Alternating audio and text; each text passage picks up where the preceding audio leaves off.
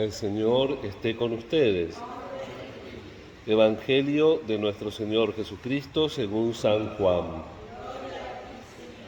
Jesús llegó a una ciudad de Samaria llamada Sicar, cerca de las tierras que Jacob había dado a su hijo José. Allí se encuentra el pozo de Jacob. Jesús, fatigado del camino, se había sentado junto al pozo. Era la hora del mediodía. Una mujer de Samaria fue a sacar agua y Jesús le dijo: «Dame de beber». Sus discípulos habían ido a la ciudad a comprar alimentos. La samaritana le respondió: «¿Cómo? Tú, que eres judío, me pides de beber a mí, que soy samaritana». Los judíos, en efecto, no se trataban con los samaritanos. Jesús le respondió: «Si conocieras el don de Dios y quién es el que te dice dame de beber, tú misma se lo habrías pedido y él te habría dado agua viva». «Señor», le dijo ella, «no tienes nada para sacar el agua y el pozo es profundo. ¿De dónde sacas esa agua viva? ¿Eres acaso más grande que nuestro padre Jacob, que nos ha dado este pozo, donde él bebió lo mismo que sus hijos y sus animales?» Jesús le respondió: «El que beba de esta agua tendrá nuevamente sed, pero el que beba del agua que yo le daré nunca más volverá a tener sed. El agua que yo le daré se convertirá en él en manantial que brota hasta la vida eterna». «Señor», le dijo la mujer, «dame de esa agua para que no tenga más sed y no necesite venir hasta aquí a sacarla». Jesús le respondió: «Ve, llama a tu marido y vuelve aquí». La mujer respondió: «No tengo marido». Jesús continuó: «Tienes razón al decir que no tienes marido, porque has tenido 5 y el que ahora tienes no es tu marido. En eso has dicho la verdad». La mujer le dijo: «Señor, veo que eres un profeta. Nuestros padres adoraron en esta montaña y ustedes dicen que es en Jerusalén donde se debe adorar». Jesús le respondió: «Créeme, mujer, llega la hora en que ni en esta montaña ni en Jerusalén ustedes adorarán al Padre. Ustedes adoran lo que no conocen, nosotros adoramos lo que conocemos, porque la salvación viene de los judíos.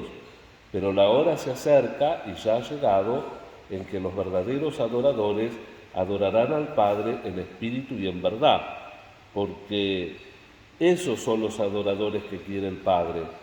Dios es espíritu y los que lo adoran deben hacerlo en espíritu y en verdad».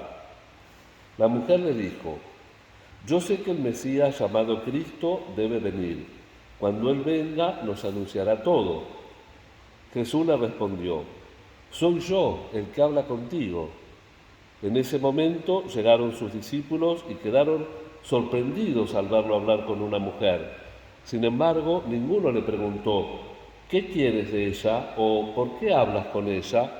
La mujer, dejando allí su cántaro, corrió a la ciudad y dijo a la gente: «Vengan a ver a un hombre que me ha dicho todo lo que hice. ¿No será el Mesías?». Salieron entonces de la ciudad y fueron a su encuentro. Mientras tanto, los discípulos le insistían a Jesús diciendo: «Come, maestro». Pero él les dijo: «Yo tengo para comer un alimento que ustedes no conocen». Los discípulos se preguntaban entre sí: «¿Alguien le habrá traído de comer?». Jesús le respondió: «Mi comida es hacer la voluntad de aquel que me envió y llevar a cabo su obra. Ustedes dicen que aún faltan 4 meses para la cosecha, pero yo les digo: levanten los ojos y miren los campos, ya están maduros para la siega. Ya el segador recibe su salario y recoge el grano para la vida eterna. Así el que siembra y el que cosecha comparten una misma alegría, porque en esto se cumple el proverbio: uno siembra y otro cosecha. Yo los envié a cosechar a donde ustedes no han trabajado, otros han trabajado y ustedes recogen el fruto de sus esfuerzos». Muchos samaritanos de esta ciudad habían creído en él por la palabra de la mujer que atestiguaba: «Me ha dicho todo lo que hice». Por eso, cuando los samaritanos se acercaron a Jesús, le rogaban que se quedaran con ellos, y él permaneció allí 2 días. Muchos más creyeron en él a causa de su palabra, y decían a la mujer: ya no creemos por lo que tú has dicho, nosotros mismos lo hemos oído y sabemos que Él es verdaderamente el Salvador del mundo. Palabra del Señor.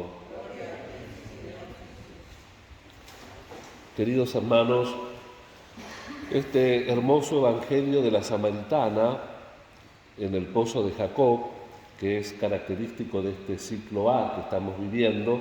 El ciclo A es el ciclo más antiguo de la liturgia, que se utilizaba en los primeros siglos para la catequesis bautismal. Hoy, por ejemplo, el tercer domingo era un día de escrutinios, es decir, entre los candidatos que querían recibir el bautismo, la confirmación y la Eucaristía, se los invitaba a la liturgia de la palabra y la comunidad los examinaba.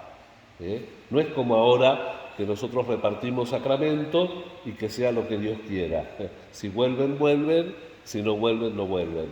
En los primeros siglos, los que deseaban los sacramentos se incorporaban a la comunidad. Cuando ya estaban incorporados, trabajando en un lugar, en otro, ahí se postulaban para los sacramentos y empezaban la preparación. Y la misma comunidad los acompañaba y los evaluaba y, por ejemplo, el tercer domingo de la Cuaresma era un domingo de escrutinios. Entonces, en la liturgia de la palabra se los elegía, el obispo, después de la homilía, como no habían recibido los sacramentos, los despedía, como a todos los catecúmenos, y continuaba la celebración. Y en este domingo, con este evangelio, evidentemente que se hablaba de la fe. El agua es signo del Espíritu Santo en la Biblia. Y la fe, en el fondo, también es como un agua. La fe es como una sed. Y de alguna manera Jesús tenía sed, tenía fe en esta mujer samaritana. Y por eso le pide agua. El texto es riquísimo, podríamos estar mucho tiempo. No se trata de eso, de cantidad, sino también de que ustedes, como cristianos, aprovechen la palabra de Dios, reflexionen, busquen comprender, entender más, la pedagogía inclusive de Jesús, ¿no es cierto?, que va a hablar de lo que sacia la sed, que es el espíritu, el agua, pero no el agua de un pozo que después uno vuelve a tener sed, sino el agua viva. De su seno brotarán manantiales de agua viva, la fuerza de la verdad del Espíritu, que inclusive Jesús promete a los discípulos después de la resurrección, el Espíritu que les va a enseñar, que nos va a enseñar toda la verdad. Y por eso Jesús, fíjense, digo, la pedagogía, que antes de hablar del agua viva, pide agua material. Y Jesús, cuando habla de la Eucaristía, por ejemplo, en el Evangelio mismo de Juan, en el capítulo 6, hace el discurso del pan de vida. Pero primero, antes de hacer el discurso del pan de vida, de enseñar sobre la Eucaristía, Jesús les da de comer a más de 5.000 personas. Es decir, va a hablar de la Eucaristía, pero primero va a alimentar el hambre, la necesidad material. Por eso Dios se encarna, porque para Dios las dos partes de nuestra existencia son verdaderas. Nosotros tenemos una parte biológica y tenemos una parte espiritual. Desde el todo, evidentemente que lo más importante es lo espiritual, pero desde el punto de vista de la necesidad, lo primero es lo biológico. Por eso Jesús, antes de hablar de la Eucaristía, atiende a las necesidades del cuerpo. Y antes de hablar de la fe, atiende también a la necesidad material. Y fíjense qué hermoso este texto, porque esta mujer, esta samaritana, que no conocemos el nombre, también es un apóstol casi antes de la resurrección.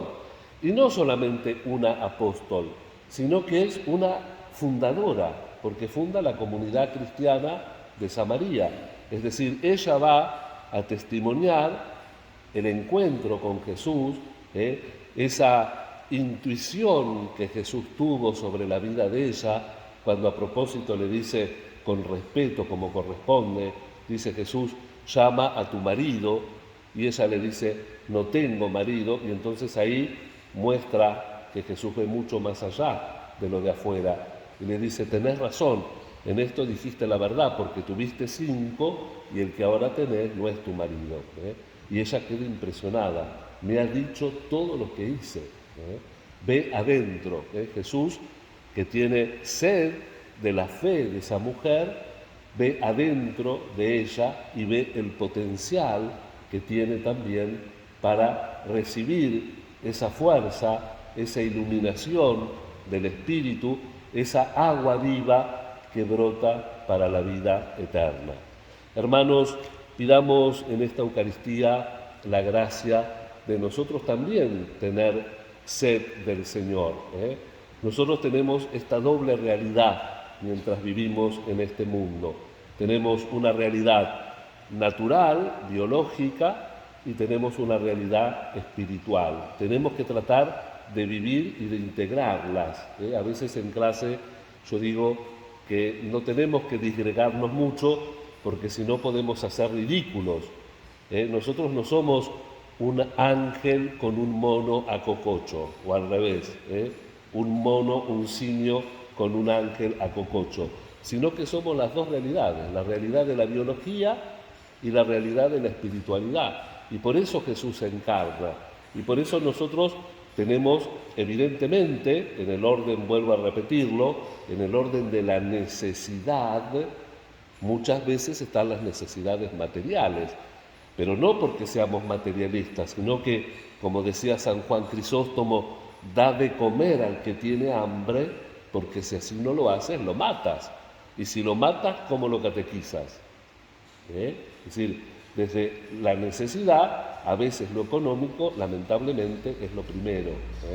Pero no podemos, en nombre de lo económico o en nombre de cualquier otra suerte de ideología, postergar lo espiritual, porque la totalidad de la persona es lo espiritual.